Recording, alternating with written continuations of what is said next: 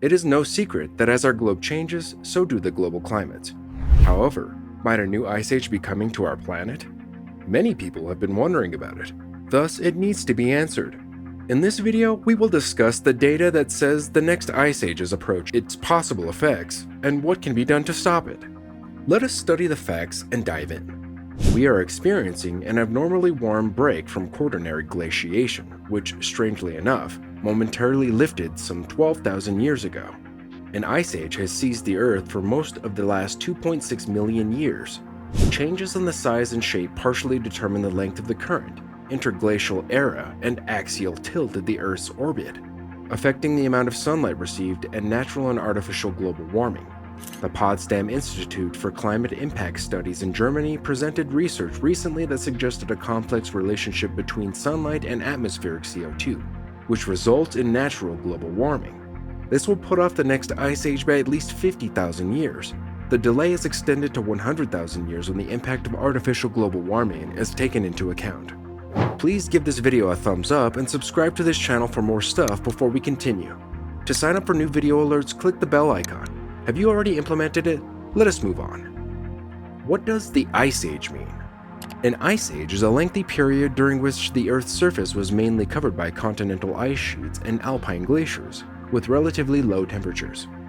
There are numerous shorter-term interglacials or interglacial cycles, also known as warmer times when glaciers retreat, and colder periods when glaciers advance in an ice age, called glacials or glacial cycles. Throughout Earth's history, there have been at least 5 primary ice ages, the most recent of which began around 3 million years ago and is still going on today.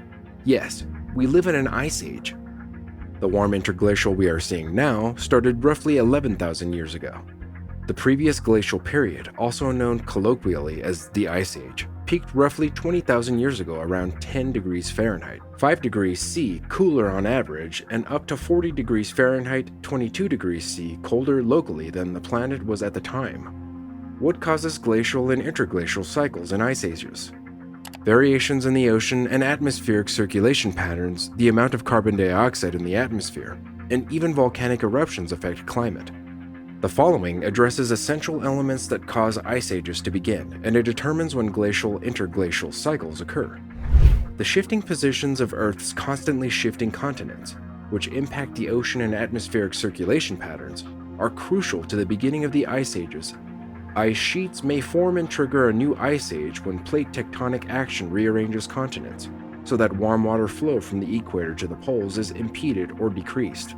The formation of the land bridge connecting North and South America, the Isthmus of Panama, which stopped the flow of tropical water between the Atlantic and Pacific Oceans and dramatically changed ocean currents, is thought to be the trigger for the current ice age.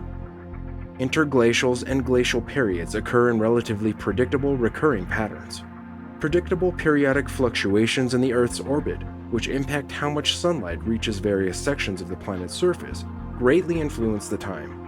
The 3 orbital variations are 1. Shifts in the eccentricity of the Earth's orbit around the Sun, 2. Changes in the obliquity of Earth's axis, and 3. The wobbling motion of Earth's axis, precession. Do we anticipate another ice age? The Earth is likely poised to enter an ice age based on prior cycles. A new ice age began taking shape at least 6,000 years ago. If you look at what was happening before the Industrial Revolution, you will notice that the Northern Hemisphere summers were getting colder. Since at least 6,000 years ago, they have been getting colder, so we were undoubtedly following that pattern, explained Dr. Phipps. Dr. Phipps claims that the tendency has reversed due to the greenhouse gas emissions. Because of the greenhouse gases we released into the atmosphere throughout the industrial era, there is little prospect of an ice age. Although scientists cannot state with certainty that people prevented the next ice age, it is widely acknowledged that they played a substantial role. From New Guinea to the Australian continent, people might have easily walked. According to Phipps, there is a hypothesis that is not just modern society, but ever since humans first engaged in large-scale farming at least 5,000 years ago, such as methane emissions from rice paddies. So it is likely not simply greenhouse gas emissions over the last 200 years that have kept us from entering an ice age, but rather greenhouse gas emissions throughout the last 5,000 years, the author says. What would transpire if an ice age occurred? Aside from the fact that it would be much colder, Vast areas where hundreds of millions of people currently reside would become uninhabitable. They would be susceptible to an unfriendly climate and be buried in heavy ice sheets. Dr. Phipps stated, "If it were like the last one, then all of North America, all of Northern Europe, and all of Northern Asia would be covered in ice." Dr. Phipps cautioned that because there would be much less agricultural land available, maintaining the human population would be very challenging. Additionally, the continent's physical makeup would vary dramatically throughout the entire planet. The Mediterranean Sea, Torres Strait, Bass Strait, and Bering Strait would all be sealed off by a sea level drop of up to 120 meters, while new land would be exposed that might be developed for habitation or cultivation. Ocean ports would no longer be on the ocean, and anyone desiring a view of the water would have to travel far. It is evident that the next ice age is approaching, so we must be ready.